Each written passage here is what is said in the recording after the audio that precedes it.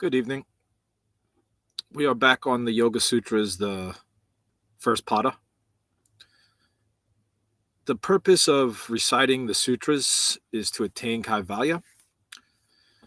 For those of us who wonder or doubt, should we study the sutras or do we have to study the sutras? Yes, you have to study the spiritual text.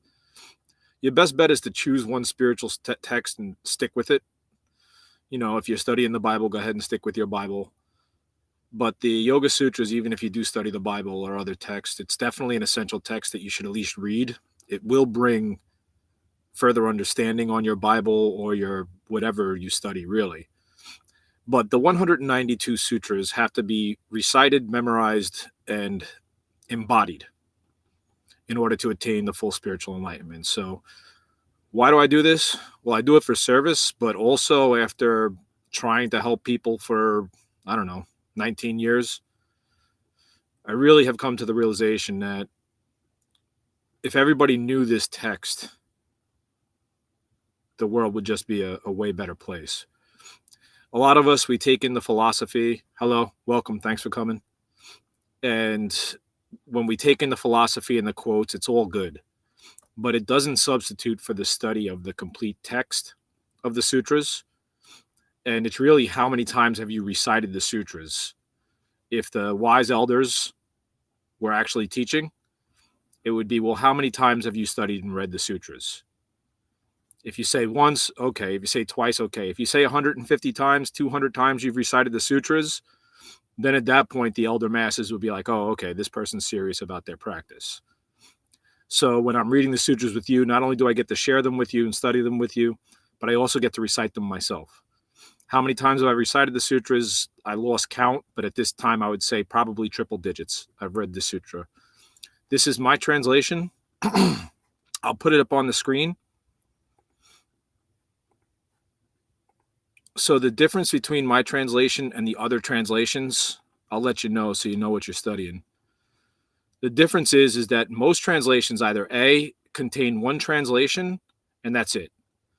Or B, they'll contain a translation with an explanatory paragraph afterwards. My Yoga Sutras and my Dhammapada translation are recitation and comparative reasoning translations. What is comparative reasoning? Comparative reasoning is when you read something and then compare it to something else. And whether you know it or not, all day long, you're doing comparative reasoning. Because if you see something, you're identifying it as a threat, as a friend. Your mind's always comparatively reasoning whatever you look at. So the reason why I feel comparative reasoning is very beneficial and superior in many ways is because when you're translating from Pali or Sanskrit or Aramaic or one of these languages, the words are not as concise. It means the entire language of Sanskrit at the time when this text was written, there was a small amount of words. I'm not going to give an estimate, but in the English words, there's over 75,000 words. In the Sanskrit words, I think there was under 10,000. So the words in Sanskrit have a much broader type of meaning. There was a lot less conciseness and descriptiveness. So when you're going from a language like Sanskrit or Pali into English, you're going to lose translation. So the multiple translations give multiple perspectives. And also in this text, I honor the old text and the old translation, but I also add in the New Age language, if you will, to it. So that's why. Okay, let's begin to recite the first pada. The first pada is the Dharma. Dharma means the universal law. Sutra 1.1. Yoga is being fully present in this moment, body, mind, emotion, spirit, and soul. So when the sage who's responsible for this supposedly is Patanjali. Hello, welcome. Thank you so much for joining. If you have any questions, please ask. If I can help you, I will. And when Patanjali gave the first line of this text, which is Atta Yoganusanam, he was trying to explain what yoga was in 2 words. Well, it's 4 or 5 words if you break it down, but in 2 words. And he was saying yoga is being fully present in this moment. So when they translate the text, some of the text translate as yoga takes place now, which can mean 2 things. It can mean yoga happens in this moment, or it can mean your journey into yoga begins now. All right. So there's multiple perspectives from it. The second translation I give is yoga happens in this moment. Okay. These are classical translations, but my translation, which the Sanskrit doesn't translate to this, but my translation with the New Age is yoga is being fully present in this moment, body, mind, emotion, spirit, and soul. So that's what yoga is. Then after that comes the rest of the Dharma, which you should fully and completely understand if you're serious about attaining Kaivalya or if you're serious about your yoga practice. Sutra 1-2. Yoga is stilling the mind. The most classic translation is yoga is cessation of the fluctuations in consciousness. This is a big statement right here. Third translation, yoga is keeping the mind calm and focused. So when I translate, I also have Buddhist influence and I have Catholic influence. So I bring these into the text. Sutra 1-3. Then the mind rests within the soul. The second translation, then the seer dwells within its own light. Third translation, the spirit experiences itself when the mind is still. So it's very, very important, the first three sutras, because they're saying yoga is cessation of the fluctuations of the mind.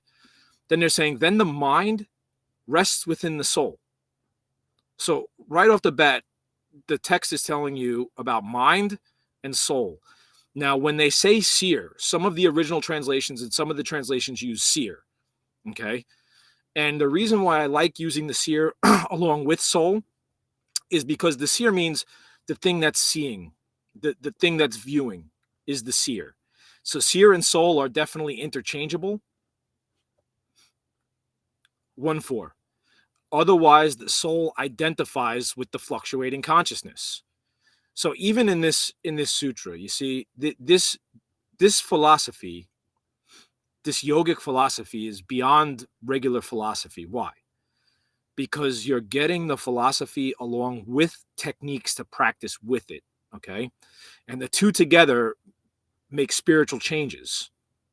So even when you read this, otherwise the soul identifies with fluctuating consciousness, when you read it and when you understand it, in the moment that you understand it, your intellect is understanding, that's a fluctuation.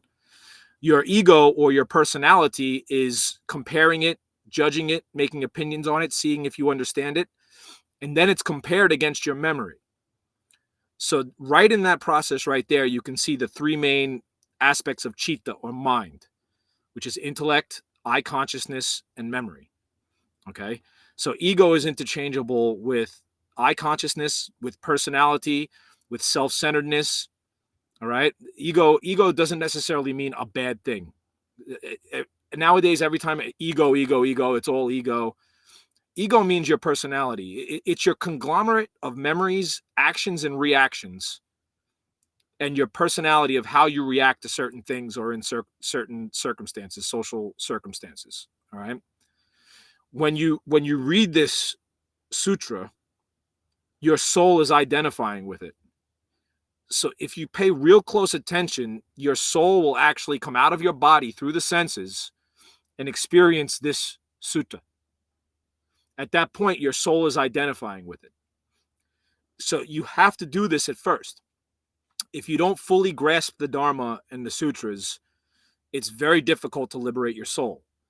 So each of the sutras is extremely important. See, when the ancestors put together these spiritual texts, specifically Yoga Sutras, they went over it with a fine-tooth comb, went over every single word. The smartest sages that were alive at the time, which at this point I think are probably more intelligent than our sages now, fine-tuned it so that it was the perfect text. Any fluff that was in it, they took out.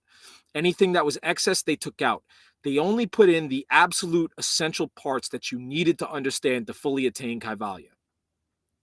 Sutra 1-5. The fluctuations in consciousness are 5 in origin. They may be detectable or hidden, painful or painless. Sutra 1-6. They are caused by right knowledge, wrong knowledge, delusion, sleep, and remembrance of things past. 1-7. The sources of correct knowledge are direct perception, logical reasoning, and factual text. Now, this sutra right here was probably just as important 2,600 years ago as it is now. I have a lot of friends, they get into these conspiracy theory things, and there's a difference between a conspiracy theory and an actual logically spoken out thing. Now, a lot of the conspiracy theories are true, but some of them are far-fetched or not true or based in non-truth. So right off the bat, if you directly perceive it in your experience, it's correct knowledge. If you can logically explain it through mathematics or through sound logic, not diluted logic, but sound logic, it's probably a fact and factual text. And that's why it's important to study this text. It's definitely 100% a factual text. There is no falsehood that can be found in the text. Second translation, right knowledge comes from direct perception, inference, and truthful testimony. Another thing is truthful testimony. If it's somebody you trust and they give you truthful testimony, you can accept it, but it has to be able to withstand logical reasoning. And the correct knowledge, the anti to that is wrong view or wrong knowledge. Wrong view and wrong knowledge is knowledge that is delusional, non-factual. That's wrong knowledge. So why is this important? That means if in your bank of knowledge and your vision, if there is one single thing that you think is real that is false, you will never attain correct vision. Your logic will always be imperfect. And the logic has to be perfected in order for you to attain this. Not only does the logic has to be affected, but it also needs to be purified. Because it's when you study the sutras, studying any spiritual text is going to elevate your spirit. Okay, any authentic spiritual text is going to elevate your spirit. But as you're elevating your spirit, you're also purifying your mind, because this is it's pure information, it's pure knowledge. There's nothing that's defiled in it. You're not filling yourself with anything that corrupts. You're not filling yourself with anything that's defiled or filled with effluence. So that alone is going to purify you. 1.8. Wrong knowledge originates from a distorted understanding of what is real. See, there it is.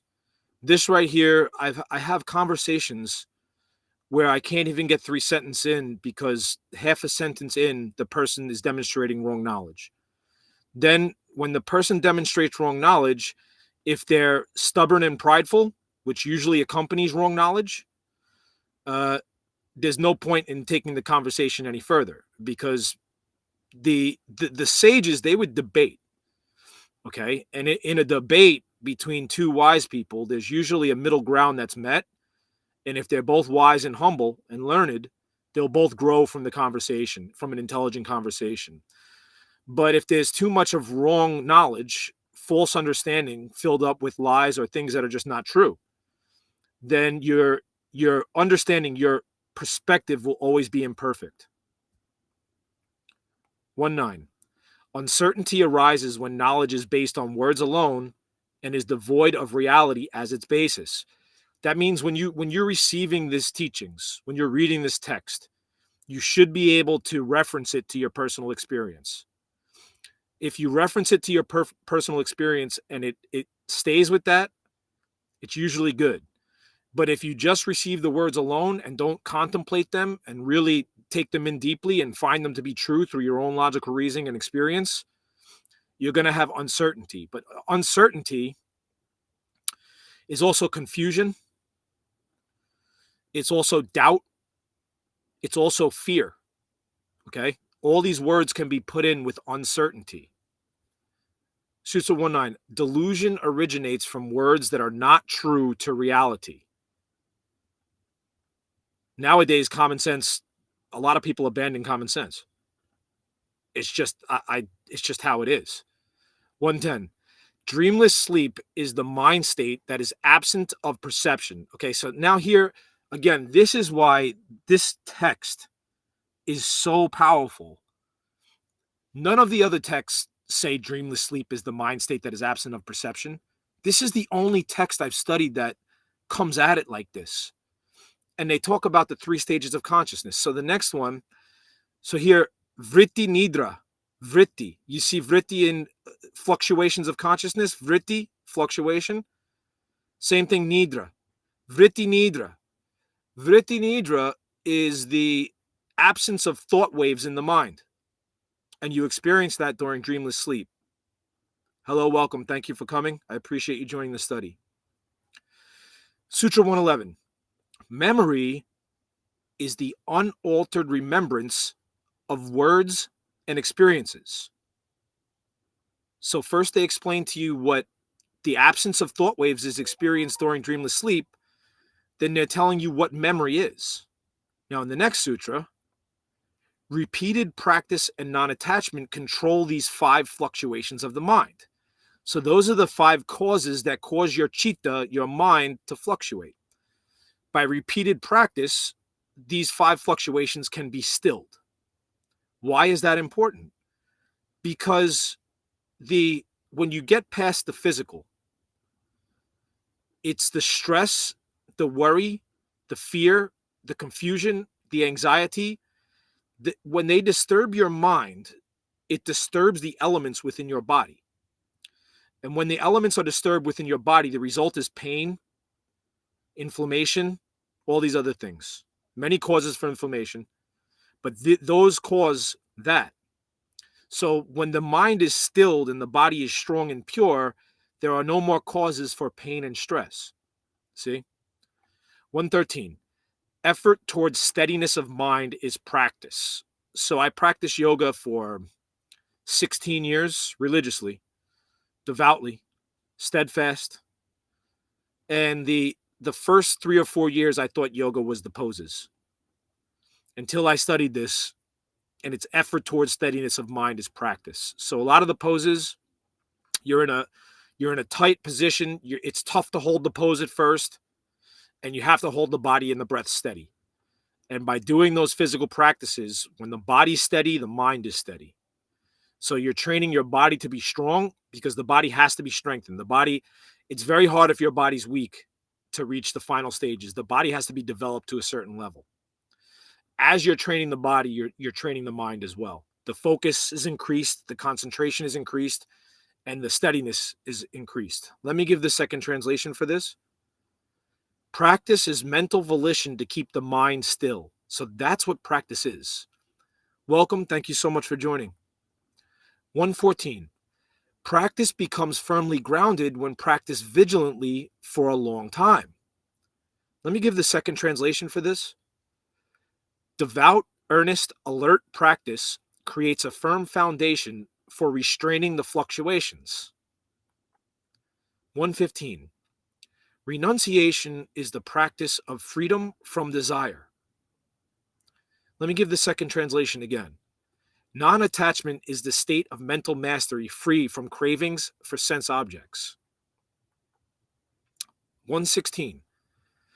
The highest level of renunciation is when one transcends all earthly attachments and perceives the soul.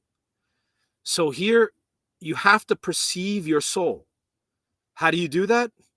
It comes up in the further text. 117. Continued effort and non-attachment develops 4 types of samadhi: self-analysis, union, bliss, and the experience of pure being. So this can be really confusing for someone if you're coming in with a modern day education. So samadhi means absorption. The self-analysis is when you contemplate. When you hear this text, if you contemplate it, or if you've ever been in a situation where you had to really look at yourself and say, was I wrong in that situation? Was I right in that situation? Were they wrong in that situation? That's self-analysis. Union is when you're completely there. You're in a state of union. Bliss is this happiness, this anan that's a little bit deeper. And the experience of pure being is when you're in that state where you're just experiencing things for what they are. You're not thinking about them. You're just in harmony with what is. And 118. When practice of cessation of mental fluctuations is firmly rooted, only the impressions remain. 119.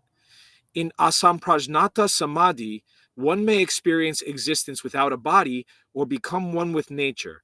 This sometimes leads to isolation, deep loneliness, or intense longing.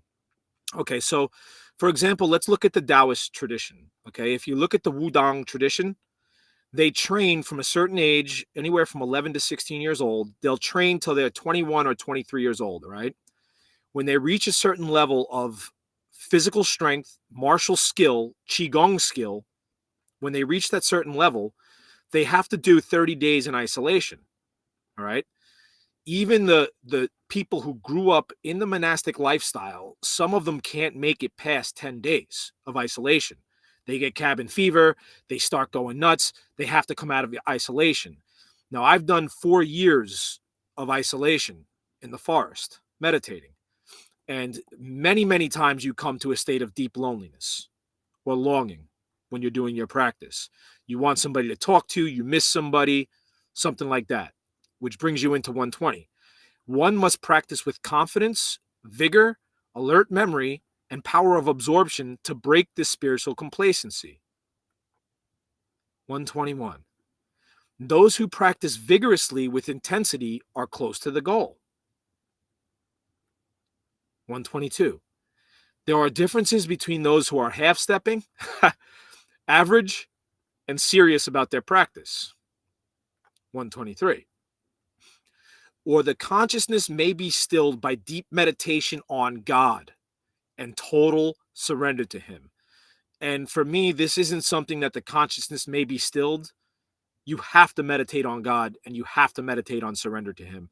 The only way that you can fully grasp all the realms is by grasping them from God all the way to the gross, and from gross all the way back to God. That's the only way to fully attain a full understanding. Let me give the second translation here, because I give 4 translations for this, all right? Or the mind may be restrained by concentrating on where all energy comes from, okay? So this here, you can prove God's existence mathematically, or you can prove it by sitting there and meditating and studying where all the energy comes from. Where's the wind come from? Where's that light from the sun coming from? All right. If you follow the energy back to the source, when you get to the main source, that is the energy that created the universe. That comes from inside of knowledge and practice. 124. The Supreme Being is God, entirely free from conflicts, unafflicted by actions, and untouched by cause and effect. See, that's another reason why I absolutely love this text. They come right out and talk about God. Patanjali didn't pull any punches. He said it in a way, if it offended some people who didn't believe in God, it was okay to him. He didn't bother. Because a lot of times back then, in India, you had thousands and thousands of gods. So as soon as you brought up God, it would spark arguments. So here, Patanjali talks about God openly. He talks about the soul openly, which is why this text is just fantastic. God is the origin of all energy and knowledge. 126. God is the Alpha and the Omega, the teacher of all beings, with no beginning and no end. 127. God's sound form is Om. That's why you see all the yogis doing Om. What does that mean? God's vibrating at Om. That's his sound form. 128. Repetition of the syllable Om with full presence of mind, body, and soul will allow one to realize its full significance. I'll give the second translation for this.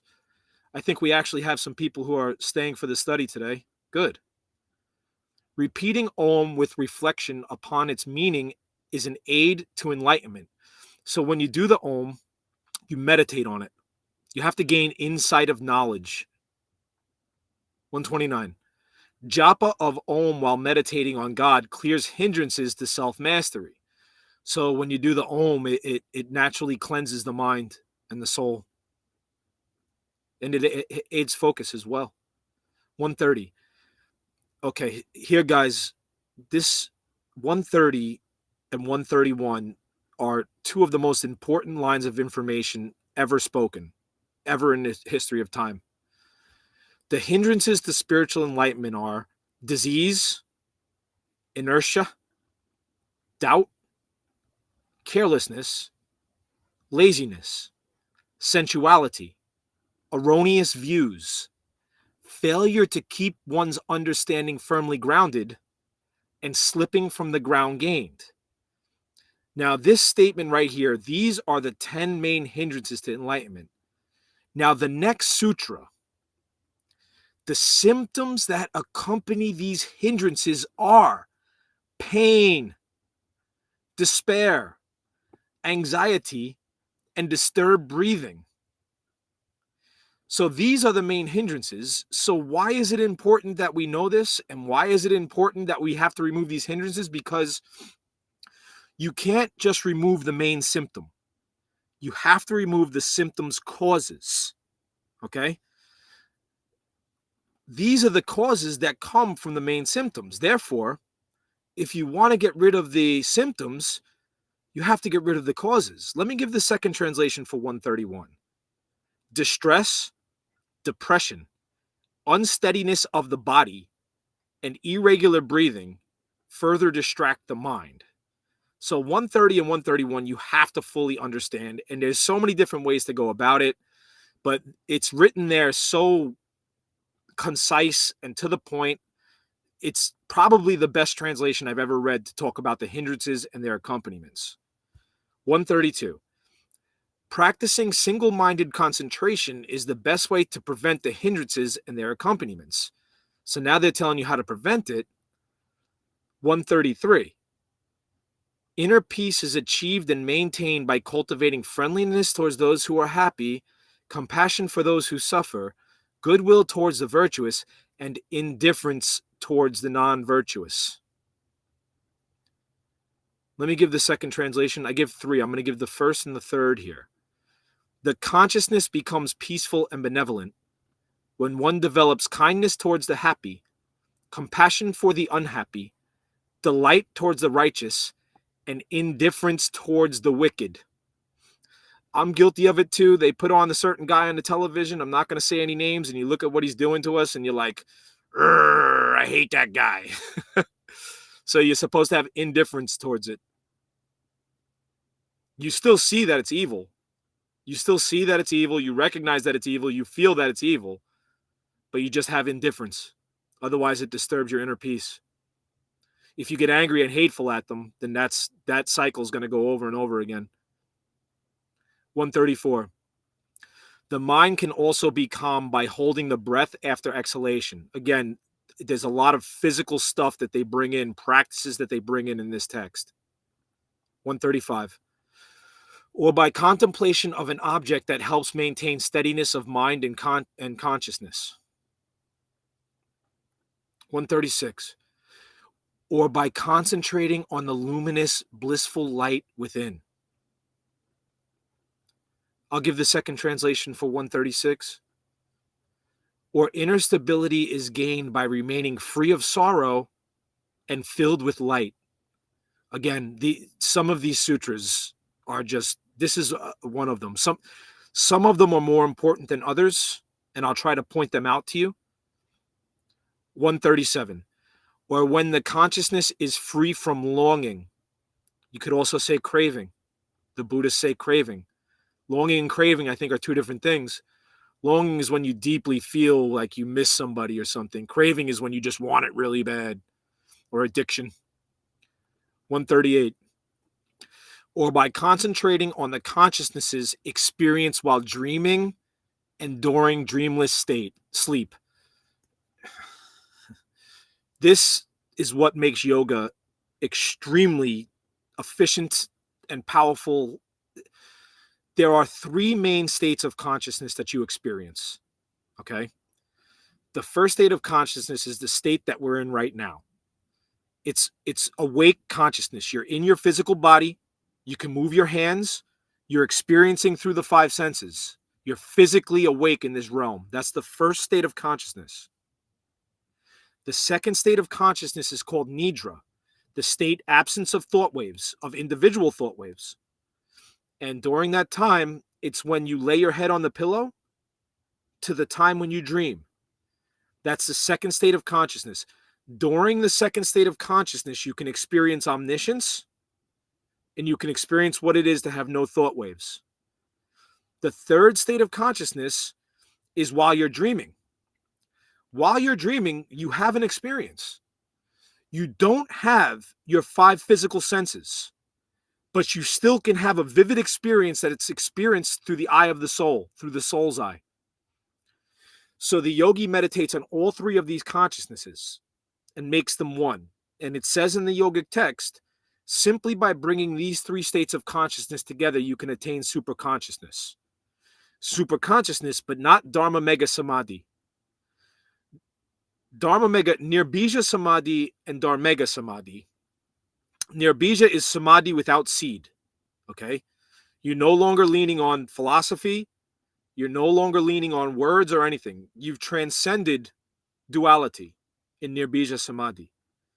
In Dharma Mega Samadhi, it's described as the cloud of virtue, morality, and merit. And when somebody's in Dharma Mega Samadhi, it can be physically seen when you look at the person. You have to completely purify your intellect and your soul. It's not easy to do. When you first start retracting from the five main senses, okay, you go through withdrawal. And there's different levels to withdrawal.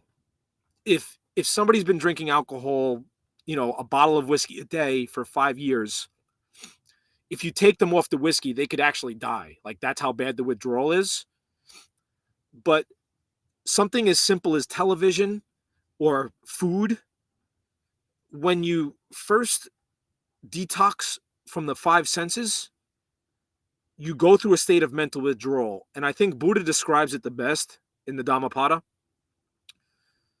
when he says that when you first take your five gross senses away from the world, the mind flips about like a fish that has been pulled out of the water and is flopping on the deck.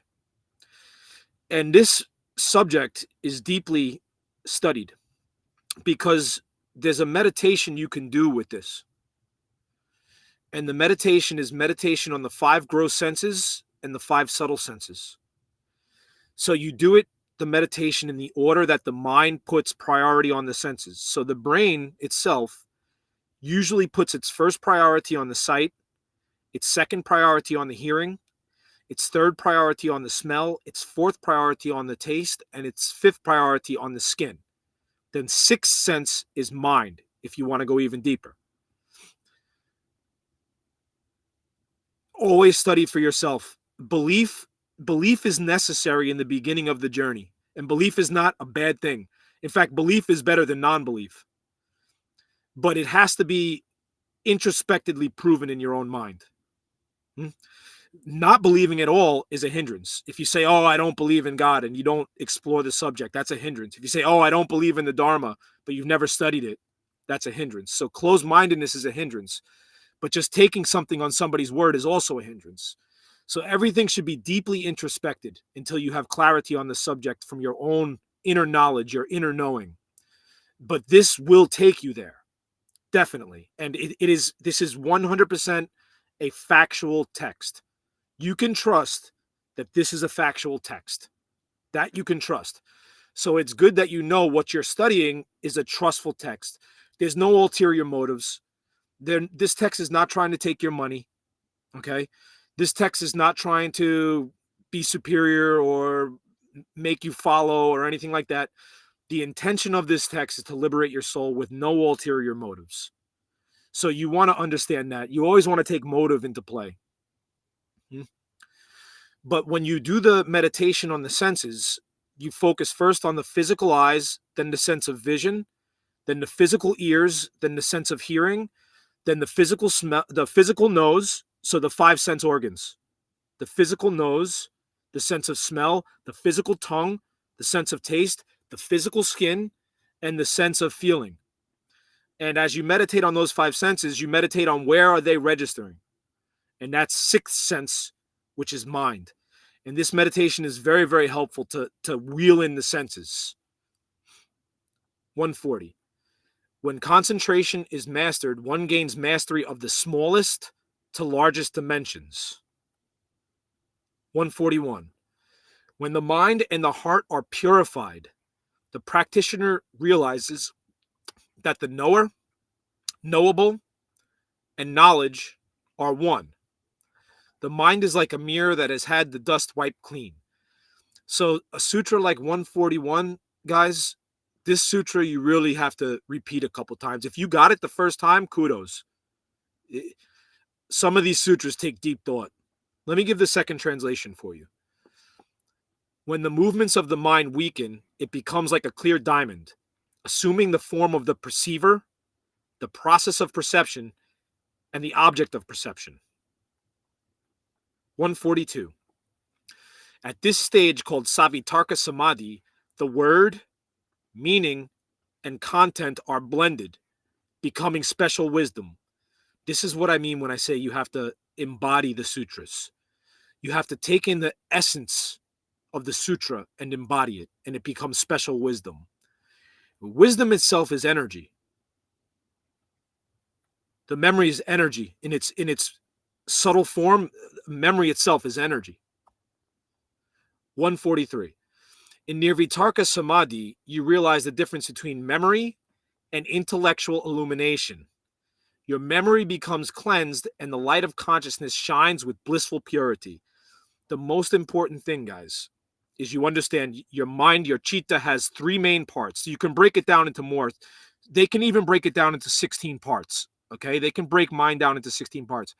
The three main parts are the intellect, the personality, and the memory. 144. Savichara Samadhi, deliberate, and Nirvichara Samadhi, non-deliberate, are the contemplation of the subtle aspects.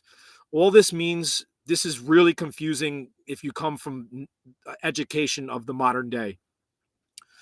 But all this means is that deliberate Nirvichara Samadhi is when you contemplate the sutra deliberately. You read the sutra and you focus your mind on it deliberately and you contemplate it. Non-deliberate is when you've been thinking about something for a month, or you heard something a month ago and all of a sudden it just makes sense. That's non-deliberate. So that's what that means. 145. The subtlest dimension is consciousness. When consciousness dissolves in the space around you, it loses all attachments and becomes pure. 145, again, is one of the most important sutras. The subtlest dimension is consciousness. When the consciousness dissolves in the space around you, it loses all attachments and becomes pure. That sums up samadhi, really. 146. The states of samadhi described previously are dependent upon previous knowledge, which can lead to attachment. So all this is, you're leveling up with your knowledge, okay? If you haven't heard these sutras, if you don't know where your soul is, if you don't know the parts of your mind and your body, okay, you're never going to reach enlightenment. It's not going to happen. But as you put on these layers of the Dharma and you fully grasp it, the hindrances, accompaniments, concentration, the intellect, the memory, the soul, the three states of consciousness, when you fully embody all of it, it's going to bring you to a heightened state of consciousness. But the heightened state of consciousness is still dependent upon the knowledge. And when you go back into a state of contemplation, you enter back into samsara. 147. Because when you graduate it, you know whatever you look at. Like it's just common sense. Like we're projecting our own opinions and knowledge onto what we see. And when the intellect and the soul are one and you've attained higher wisdom, you know whatever you look at, because you're not, when we look at things, okay, we look at something and we have to judge whether it's beautiful or ugly, right? We have to judge whether it's good or bad, okay? If somebody's dying on the floor and they smell, like putrid and there's blood all over the place, you're going to look at that and be like, oh my God, that's horrible, right? If a person of the opposite sex walks in, or you see a beautiful flower, or a person of the opposite sex who's beautiful walks in front of you, you look at it and say, oh, what a beautiful flower. Oh, what a handsome man. Oh, what a beautiful woman. Okay? So you're projecting what's good or bad on what you see. And as soon as you judge one thing as good and one thing as bad, your soul goes back into samsara. 147. From the mastery of Nirvichara Samadhi, purity is attained and undisturbed by illuminated consciousness. An undisturbed, illuminated consciousness flows, igniting the spiritual light of the self. Let me read that again. From mastery of Nirvichara Samadhi, purity is attained, and undisturbed, illuminated consciousness flows, igniting the spiritual light of the self. 148. When consciousness and wisdom become one, limitations are removed. Then the practitioner is capable of knowing anything and everything. So right here, you see the word consciousness, you see the word seer, you see the word soul, all these things. The rest of the sutras explains it. The absolute truth is all-encompassing, limitless, and infinite. The light of this realization bears the fruit of an evolved life. All previous mental impressions are left behind and new ones are prevented from forming. When this impression is wiped out, all impressions are completely eradicated and perfect self-realization is achieved. Now, you might get it, and at this point, I hope that you fully understand the first pada, but the first pada doesn't give you everything that you need to attain Kaivalya, okay? You have to fully grasp it. But for me personally, these last sutras left me with a lot of questions. How am I supposed to know anything if all of my impressions are wiped out, right? If I have no memory to compare things with, how am I supposed to know anything? I'd just be like a brainless, catatonic person, right? So in the next pada, it's practice, okay? So if you can grasp the basic ones that I said were very important, those are the main ones that you have to really, really grasp, okay? If you can grasp those completely and you have a decent understanding of the first pada, the second pada will help to clear up a lot of the questions. And the second pada is the yang to the yin of the Dharma. The Dharma is the yin.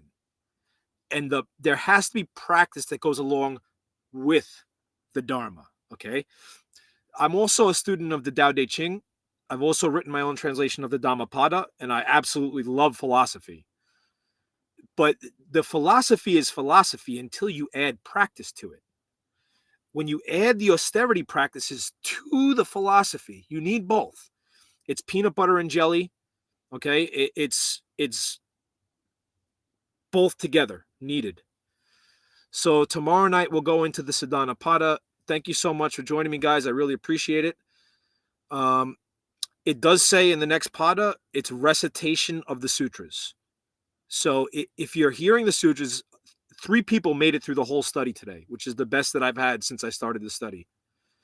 And you just took it in. But if you don't recite it, it goes away. It doesn't sink in deep. And to quote Buddha in the Dhammapada, lack of recitation of the sutras is the diminishing of knowledge. So you have to recite them until you get them. So again, hearing one word of it, it's absolutely fantastic. Just to hear one word is good karma for you. Just one word of it, one sentence of it. But you have to grasp the entire text. Now, there's only 192 lines, which is another reason why it makes the Yoga Sutras a superior text. The other texts have way, way, way more lines in them, all right? Of these 192 sutras, you really only have to master about 178 of them.